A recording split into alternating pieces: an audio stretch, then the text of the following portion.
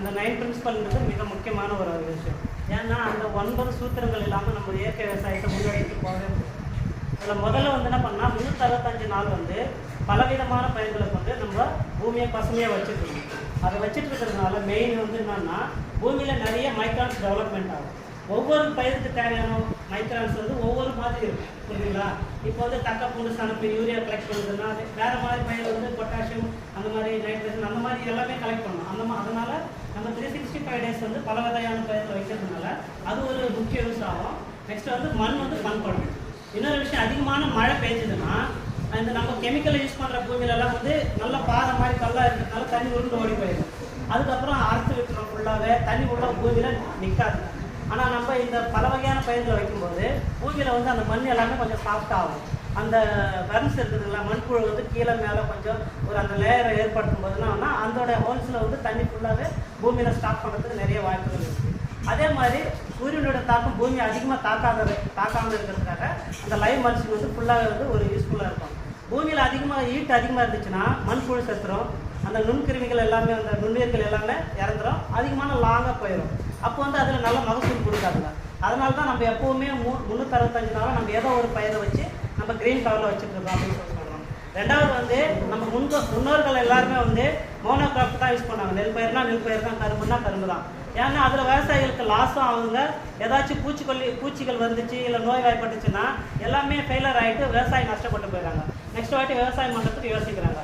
இப்போ நம்ம ஏபிசிஆனத்தில் வந்து என்ன சொல்கிறாங்கன்னா பலதரப்பட்ட பயிருக்கு ஒவ்வொரு பயிருக்கும் ஒவ்வொரு மாதிரியான வெரைட்டிஸ் இருக்குது. இப்போ நெல் பயிர் பார்த்தீங்கன்னா 95% வந்து நெல் பயிர் நடுவோம். ஆனால் அதில் ஒரு எல் ஸ்டெப்பில் போட்டு 5% பலதானியங்கள் பயிர் வைப்போம். ஏன் அப்படின்னா இதில் வந்து அந்த பூச்சிகளை கண்ட்ரோல் பண்ணுறதுக்கு பல பயிர் வைக்கிறோம். நம்ம அதில் மோனோகிராஃப்ட்னு பார்க்க போனால் நெல் பயிர் தான், அது 95% இருக்கும். ஏன்னா எல்லாமே நம்ம பலதானிய பயிரை போட்டால் ஹார்வெஸ்டிங் பண்ண முடியாது, ஹீல்டு எடுக்க முடியாது, விவசாயம் வந்து அதுலேயும் கொஞ்சம் லாஸாக வருங்க. அதில் நம்ம என்ன பண்ணுறோம், ஒரு எல் ஸ்டெப்பில் ஒரு 5 அடி அகலத்தில் ஒரு பெட் ரேஸ் பண்ணிவிட்டு அதில் காய்கறிகள் பூச்செடிகள் இந்த கீரை வகைகள்லாம் எதுக்கு வைக்கிறோம் அப்படின்னா அந்த முதல் பயிர் நம்ம மோனோகிராஃப்ட் வைக்கிறதுக்கான செலவு இதில் நமக்கு டே பை டேயாக நம்மளுக்கு கிடச்சிடும். சார் சொன்ன மாதிரி கீரை வந்து 21 நாள்லேயே நம்மளுக்கு வந்துடும். இப்போ கேரட் பீட்ரூட் முள்ளைங்கன்னா இப்போ முள்ளைங்க வந்து 45 நாள் அறுவடை வரும், பீட்ரூட் வந்து 110 நாள் அறுவடை வரும். இது கேரட் வந்து அதிகம் 120 135 டேஸ் வரைக்கும் அந்த டைமிங் எடுத்துக்கணும். அப்போ ஒவ்வொரு பயிரும் நமக்கு அன்றாடைக்கு அன்றாட வாழ்க்கையில் நமக்கு தேவையான இன்கம்மை நம்ம கொடுத்துரும். அப்போ அந்த பயிருக்கு செலவு பண்ணுற மொத்த செலவு வந்து முன்கூட்டியே நம்ம எடுத்துடலாம். இதில் இப்போ ஒரு பயிர் லாஸ் ஆகிட்டாலும் இன்னொரு பயிர் நம்மளுக்கு இன்கம் கிடைக்கும் அப்படின்னு.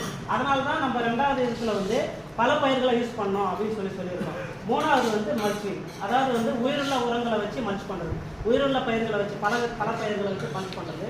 2வது காய்ந்த இலைங்க, அதுக்கப்புறம் இந்த கரும்போட அந்த இலைங்க அதெல்லாம் வச்சு நம்ம மல்ச் பண்ணுறது. அது எதுக்கு பண்ணுறோம் அப்படின்னா இப்போ லைவ் மல்ச் பண்ணுறதுனால அந்த பூமியினோட தாக்கங்கள் கம்மியாகுது. இப்போ காற்றுல இருக்கிற கார்பன் டை ஆக்சைடை பூமியில் எடுத்துகிட்டு போயிட்டு ஸ்டாப் பண்ணுது. அப்போ சூரியனோட வெப்பத்தை கண்ட்ரோல் பண்ணுதுங்க. காற்றுல இருக்கிற அந்த நைட்ரஜனை யூரியாவாக மாற்றி பூமி கொடுக்குதுங்க. அந்த மாதிரி பண்ணுறது. நெக்ஸ்ட் வந்து அது ஹார்வெஸ்டிங் முடிஞ்சிச்சு சார், நாங்கள் உழுதுட்டோம் மீது பீடியாக தானே இருக்குது அப்படின்னா அந்த டைமில் தான் நம்ம லைவ் மல்ச் பண்ணுறோம். இந்த கடலையோட பொட்டு மேலே போட்டு மூடுறது, இந்த இலை தழைகளை மூடுறது அந்த மாதிரி. இல்லை அதுவும் கிடைக்கல அப்படின்னா நம்ம ஆற்று மண்ணோ ஏரி மண்ணை வந்து நம்ம அதை மேலே போட்டு மூடி வைக்கிறது. இந்த 3 வகையான மல்ச்சிங் நம்ம பண்ணும்போது பூமியோட அந்த கார்பன்ன்றதை பூமியில் அதிகமாக டெவலப்மெண்ட் பண்ணுறதுக்கான வாய்ப்புகள் நிறைய இருக்குது. 4வது வந்து என்ன பண்ணுறோம்னா பூமியை வந்து டிஸ்டர்ப் பண்ணவே கூடாதுங்க. நம்ம ஆழமாக உழுறது அதுக்கப்புறம் கண்டினியூஸாக உழுதுகிட்டே இருக்குது அந்த மாதிரி இருக்கக்கூடாதுங்க. எப்போ நம்ம ஒரு கீரை வகைகள் வைக்கும்போது ஒரு வாட்டி நம்ம பெட் ரேஸ் பண்ணி போட்டுட்டோம்னா அது கண்டினியூஸாக 365 டேஸ் அந்த பெட்டு கண்டினியூஸ் ஆகிட்டே இருக்கும். இப்போ சாரோட நேரத்தில் நீங்கள் பார்த்தீங்க, ஏன்னா அவர் வந்து அதிகமாக பூமியை டிஸ்டர்ப் பண்ணுறதே இல்லை. அதில் வந்து மண்புழு அதிகமாக இருக்குது, பாக்டீரியா நுண்கிருமிகள் அதிகமாக இருக்கிறதுனால அவர் வந்து அதிகமான இன்புட் கொடுத்தாங்க, அதுக்கு நல்ல ஹீல்டு வருதுங்க. இப்போ அந்த மாதிரி நம்ம வந்து பூமியை அதிகமாக டிஸ்டர்ப் பண்ணவே கூடாது. லேசான முறையில் 4 இன்ச் வரைக்கும் நம்ம உழுதுக்கலாம். இப்போ ஒரு நெல் பயிர் வைக்கணும்னா கண்டிப்பாக உழுதாகணும், அது ஒரு 4 இன்ச்சஸ் வரைக்கும் நம்ம உழுதுக்கலாம். அது வந்து பூமியை டிஸ்டர்ப் பண்ணாத இருக்கிறதுனால அந்த ஆர்கானிக் லேயர் வந்து இது ப்ராப்ளம் வராது. ஆழமாக ஊதுட்டோம்னா அந்த ஆர்கானிக் லேயர் எல்லாமே ஃபெயிலர் ஆகிடும். அதுக்கப்புறம் அந்த மைக்ரான்ஸ் எல்லாமே போயிட்டு அந்த வெயில் தாக்கத்தினால இறந்து போயிடும். அதுக்கப்புறம் அந்த இது இருக்கு இல்லைங்களா, அந்த மண்புழு ஆழத்துக்கு போயிடும். ஏன்னா அதுக்கு வெயில் அதிகமாக படிச்சுன்னா ஆழமாக போயிடும். அப்போ என்ன மகசூல் வராதுங்க. இப்போ 5வது வந்து நாட்டு விதைகளை மட்டும்தான் பயன்படுத்தணும் அப்படின்றாங்க. நாட்டு விதைகளை ஏன் பயன்படுத்தணும்னா அதில் வந்து அதிகமான ப்ரோட்டீன்ஸ் இருக்குது. இப்போ அதில் நிறைய சத்து நாட்டு விதைகள் தான் இருக்குது. ஒரு வைரஸ் வந்தாலோ இல்லை நோய் தாக்கங்கள் வந்தாலோ அதை தட்டிக்கிற கெப்பாசிட்டி நாட்டு விதைகளுக்கு மட்டுமே இருக்குது. அதனால நாட்டு விதைகளை நம்மளே உற்பத்தி பண்ணி நாமளே அதை யூஸ் பண்ணணும் அப்படின்றதுக்காக தான் நாட்டு விதைகளை யூஸ் பண்ணணும் அப்படின்றாங்க. ஆறாவது வந்து கால்நடைகளை வந்து நம்ம இயற்கை விவசாயத்தில் பயன்படுத்தணும். ஏன்னா அதோட சாணம், கோமியம், அதுக்கப்புறம் பால், தயிர், மோர், வெண்ணெய் எல்லாமே வந்து நம்ம யூஸ் பண்ணுறோம். இப்போ அதில் வந்து உயிருள்ள திரவங்களும் யூஸ் பண்ணுறோம், growth promoter யூஸ் பண்ணுறோம், அதுக்கப்புறம் வந்து திரவ ஜீவாமிர்தம் எல்லாமே இந்த மாட்டு சாணம், கோமியத்தை சார்ந்து தான் இருக்குது. அதனால என்ன பண்ணுறாங்கன்னா கால்நடைகளை வந்து இயற்கை விவசாயத்தில் அதிகமாக நம்ம பயன்படுத்தணும். அதுக்கு கால்நடையே இல்லை, கோழி யூஸ் பண்ணலாம், ஆடு யூஸ் பண்ணலாம், அந்த மாதிரி விலங்குகளை எல்லாமே நம்ம யூஸ் பண்ணலாம் அப்படின்றாங்க. ஏழாவது வந்து உயிருள்ள உரம் அப்படின்னு நான் சொல்லுவேன். உயிருள்ள உரம்னு பார்த்தோன்னா இப்போ கெமிக்கலாக உங்களுக்கு வெரைட்டிக்காக சொல்கிறேன். இப்போ கெமிக்கலில் பார்த்தீங்கன்னா நம்ம அடி சத்தில் வந்து டிஏபி, யூரியா அப்படிலாம் போடுறோம். நம்ம இதில் என்ன பண்ணுறோன்னா ஃபஸ்ட்டு அந்த பலதானியங்கள் விதைச்சி உழுதுட்டு கனஜீவாமிர்தம் போகிறப்ப அந்த கனஜீவாமிர்தம் வந்து மாட்டு சாணம், மாட்டு கோமியத்தில் இருந்தால் நம்ம எடுக்கணும். இப்போ வந்து அது வந்து ஒரு மெத்தட்ஸு.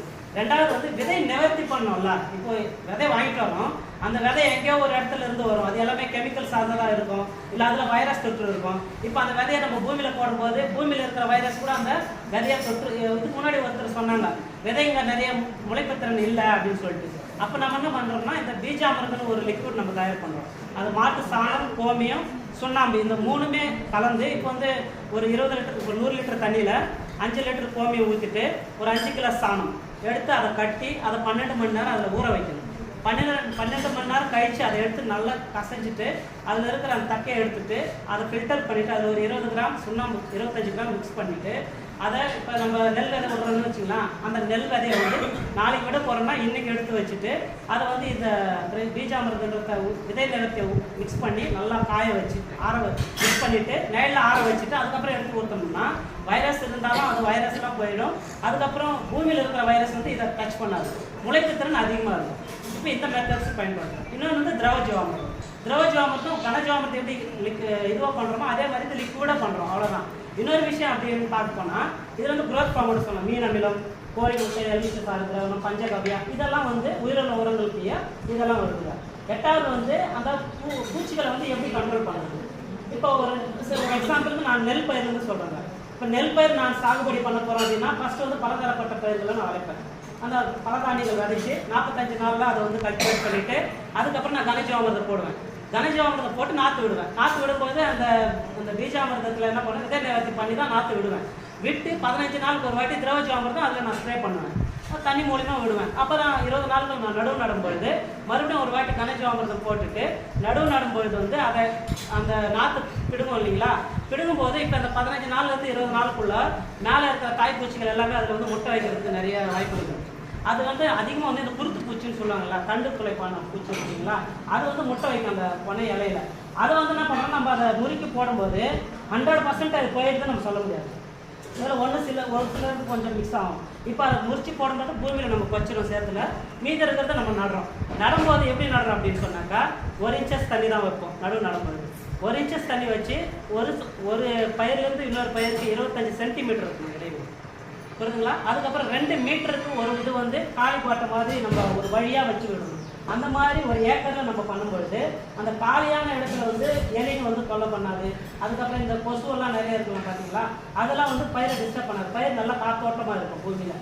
அது வந்து வளர்றதுக்கான நிறைய ஒரு இது இருக்குது. நெக்ஸ்ட் வந்து 15 நாளுக்கு ஒரு வாட்டி வந்து வேப்ப இலை கரைசல் வந்து நம்ம ஸ்ப்ரே பண்ணோம். ஏன்னா நம்ம முறிச்சு விட்டதில் ஒரு சில முட்டைகள்லாம் அதில் இருக்கும், அது பொறிஞ்சு லார்வா ஸ்டேஜுக்கு வந்துட்டு இருக்கோம் அந்த 15 நாளில். அப்போ நம்ம வேப்ப இலை கரைசலை வந்து வேப்ப இலை கரைசலாக இருந்தாலும் சரி, அதுக்கப்புறம் வேப்ப இலையால் இருந்தாலும் நம்ம ஸ்ப்ரே பண்ணலாம். அப்போ அந்த கசப்பு தன்மைக்கு அந்த லார்வா ஸ்டேஜில் இருக்கிற அந்த குழந்தை பூச்சி என்ன ஆகுனா அதை எந்த தீவனமும் எடுக்காமல் ஒரு 5-6 நாளைக்கு அந்த கசப்பு தன்மையில இருந்து அங்கேருந்து வெளியில் போய்ட்டு இதில் சேர்த்துரும். இப்போ அங்கவே பூச்சிகளை கண்ட்ரோல் பண்ணுறதுக்கான நிறைய வாய்ப்புகளை நம்ம ஸ்டார்ட் பண்ணுறோம். ஏன்னா 15ஆவது நாள் நீங்கள் நட்டாலும் நடலாம். இப்போ நடுவு நட்ட முடிஞ்ச உடனே இல்லை 20 நாளில் பண்ணிக்கலாம், இல்லை 15ஆவது நாள் கண்டிப்பாக வேப்ப இலை கஷாயமாக வேப்ப இலை அந்த வேப்ப புண்ணாக்கோ இல்லை வேப்ப எண்ணெயோ நம்ம ஸ்ப்ரே பண்ணி தான் ஆகணும். அந்த கசப்புத்தன்மை இருந்தால் தான் பூச்சிகளை கண்ட்ரோல் பண்ண முடியும். ரெண்டாவது நம்ம என்ன பண்ணுறோம்னா இந்த yellow plates, blue plates, white colour பிளேட்ஸுன்னு ஒரு 3 பிளேட்ஸ் இருக்காது, அந்த ஜிகுரு அட்டைகள்னு சொல்லுவாங்க.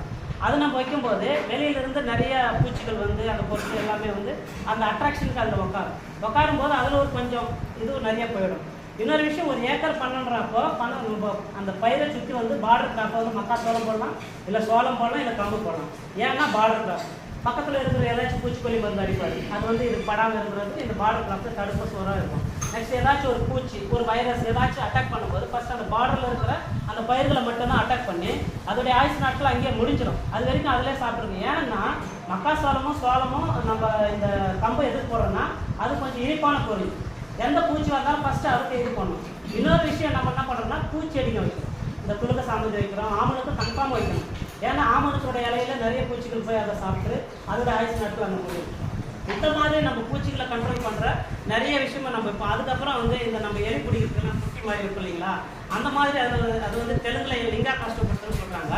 அது வந்து நம்ம அதில் ஒரு க்ளூர்ன்ற ஒரு லிக்விட் இது இருக்கும், கெமிக்கல் இது மாதிரி. அது வந்து ஆண் புழுவை வசப்படுத்துகிற ஒரு இது மாதிரி இருக்கும். அது என்ன பண்ணாங்கன்னா அந்த குட்டியில் போட்டு வச்சுட்டோம் அப்படின்னு சொன்னால் அந்த ஸ்மெல்லுக்கு வந்து அந்த குட்டியில் போயிட்டு விழுந்துற பூச்சிங்க எல்லாமே. அப்போனா அதுலேருந்து திரும்பி ரிட்டர்ன் வராது, அங்கேயே இறந்துடும். இன்னொரு விஷயம் என்ன பண்ணுறோன்னா நம்ம இந்த பறவைகள் உட்காரத்துக்காக ஒரு 2 கொம்பு இப்படி போட்டு கட்டிட்டு வச்சோம்னா பறவைகள் எல்லாமே வந்து பயிரில் மாமலாக உட்காரும் போது பெரிய பூச்சிங்க அந்த லார்வா ஸ்டேஜில் இருக்கிற பூச்சிங்களெல்லாம் கூர்ந்து கவனிக்கும் பறவைகள். அப்போ அதை வந்து கொத்தி சாப்பிட்றதுக்கான வாய்ப்புகள் நிறைய இருக்குது. இவ்வளோ மெத்தட்ஸ் வந்து நம்ம அதில் பயன்படுத்தணும். இன்னொரு விஷயம்னா 15 நாளுக்கு ஒரு வாட்டி நம்ம வந்து திரவஜீவாமிரத்தை வந்து தண்ணியில் கலக்கி விடணும், ஸ்ப்ரே பண்ணணும். ஏன்னா இது கண்டினியூஸாக பண்ணணும். எந்த ஒரு இயற்கை விவசாயத்தில் இருக்கிற நிலமா இருந்தாலும் சரி, அவங்க ஒரு 3 சீசன்லேருந்து 4 சீசன் வரையும் பண்ணியிருக்கிறவங்க கையில் மட்டும்தான் பூச்சிகள் கம்மியாக இருக்கும். அதுக்கப்புறம் வந்து அந்த மண் நல்லா பண்பட்டு இருக்கும், நல்லா நுண்ணுயிர்கள் டெவலப்மெண்ட் ஆகிருக்கும். புதுசாக பண்ணுறவங்களுக்கு வந்து அது மாதிரி இருக்காது இல்லைங்களா. அதெல்லாம் நம்ம கண்டினியூஸாக 15 நாளுக்கு ஒரு வாட்டி வந்து நம்ம திரவஜீவாமிரத்தை கொடுக்கணும், ஸ்ப்ரே பண்ணணும். அதே மாதிரி வந்து இப்போ பயிர் முளைச்சி வந்துச்சுங்க, இப்போ தண்டு ஸ்டேஜில் இருக்குது. இப்போ நெக்ஸ்ட் வந்து அது வந்து பயிர் வெளியே வரப்போகுதுன்னா அது க்ரோத் ப்ரோமோட்டர் நம்ம கொடுக்கணும். பஞ்சகவி அடிக்கலாம், மீனமில் அடிக்கலாம், இந்த கோழி முட்டை வச்சு சாப்பிடுறாங்க. இந்த மாதிரி இருக்கிற 3 லிக்விட்ஸ் ஏதோ ஒன்று நீங்கள் ஸ்ப்ரே பண்ணலாம், 2 டைம்ஸ் பண்ணணும். அது பண்ணும்போது என்ன ஆகுனா அந்த விதைகள் வந்து ஷைனிங்காக வரும். அதுக்கப்புறம் அதிக மகசூலை கொடுக்கும். அதிக மகசூல் கொடுக்கும். நமக்கு வந்து பூமிக்கு வந்து நம்ம அதிக இன்புட் கொடுக்க வேண்டிய அவசியம் இருக்காது. இந்த மாதிரி ஒவ்வொன்றா நம்ம பயன்படுத்தும் போது கதிர் வந்து வளையும் போது அந்த பறவைகளுக்கு அந்த கூடு மாதிரி ஒரு தடிப்பான்னு வச்சுங்களா, அதை நம்ம எடுத்துடணும். ஏன்னா நெல் வரும்போதும் அது மேலே உட்காந்து நெல்லையை சாப்பிடும். எப்போ நம்ம அது யூஸ் பண்ணும்போது அந்த லாரா ஸ்டேஜில் பூச்சி ஸ்டேஜில் இருக்கும்போது தான் அந்த கூடு கட்டி வைக்கணும். அது நெல் வெளியில் வந்துச்சுன்னா நெல் யூஸ் பண்ணல, அப்போ அந்த கூடை நம்ம எடுத்துக்கணும். இந்த மாதிரி எல்லாமே வந்து நம்ம கண்டினியூஸாக பேசிக்லேருந்து எண்ட் ஆஃப் ஸ்டேஜ் வரைக்கும். இப்போ 15 நாள் கழிச்சு வேப்ப இலை கரைசல் நம்ம எடுத்தோம்னா முடிஞ்சிச்சு சார். லாஸ்ட் வேப்ப இலை கரைசல் அடிச்சோன்னா 20 நாள் 30 நாள் பேர் கழிச்சா எடுக்காது. ஏன்னா பூச்சி பெருசாகிடுச்சு. அந்த டைமில் வந்து வேப்ப இலை கரைசல் எடுத்தாங்க. இப்போ பிரம்மாஸ்திரம் அப்படின்னு சொல்லிட்டு 5 இலை கரைசல் அடிக்கலாம், 10 இலை கரைசல், ரசப்பாதி அப்படின்னு சொல்லுவாங்க, 10 இலை கரைசல், இதெல்லாம் அடித்தாதான் அந்த பூச்சிகள் கொஞ்சமாவது கண்ட்ரோல் ஆகும். இப்போ இந்த மாதிரி மெத்தட்ஸ் எல்லாம் பயன்படுத்தினா மட்டுமே இந்த இயற்கை விவசாயத்தை நம்ம முன்னோக்கி எடுத்துகிட்டு போகணும். இன்னொரு விஷயம் லாஸ்ட் வந்து கெமிக்கல் நம்ம யூஸ் பண்ணணும். இந்த கெமிக்கல் யூஸ் பண்ணாமல் இருக்கிறதுக்கு நம்ம இயற்கை விவசாயம் பண்ணோம்னா அதில் நம்ம எந்த விதமான பொருளும் நம்ம கெமிக்கல் யூஸ் பண்ணணும். இந்த 9 மெத்தட்ஸை நம்ம என்னைக்கு கடைபிடிக்கிறோமோ அப்போ தான் அந்த ஒரு இயற்கை விவசாயம் வந்து சக்ஸஸ்ஃபுல் ஆகும். அப்படி நம்ம இதில் ஏதாச்சும் வந்து மிஸ் பண்ணிட்டா கூட அது ஃபெயிலர் ஆகிறதுக்கு நிறைய வாய்ப்பு இருக்குது.